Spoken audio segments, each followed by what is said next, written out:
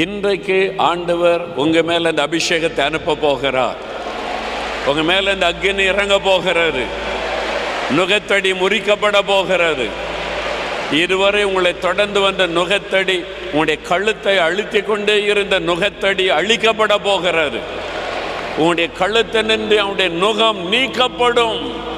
என் ஆவியானவர் சொல்லி இருக்கிறார். சாத்தான் வைக்கிற இன்னொரு நுகம் இன்னைக்கு அதிகமான மக்களை பாதிக்கிற விஷயம் என்னன்னா பயம். எப்பவும் பயம், ஏதோ ஒரு காரியத்துக்கு இந்த பயம். இந்த பயத்துக்கு இடம் கொடுக்க கொடுக்க சாத்தான் உள்ளே நுழைவான். முதல்ல கொஞ்சம் பயத்தை உண்டாக்குவான். பயத்தின் வழியாகத்தான் நமக்குள்ளே சாத்தான் நுழைந்து அந்த பயத்தை கலக்கமாய் மாற்றுவான். பயம் கலக்கமாக மாறும். அதன் பிறகு அது ஒரு டிப்ரெஷனாய் மாறி நம்முடைய வாழ்க்கையை அடிமையாக்கி விடும்.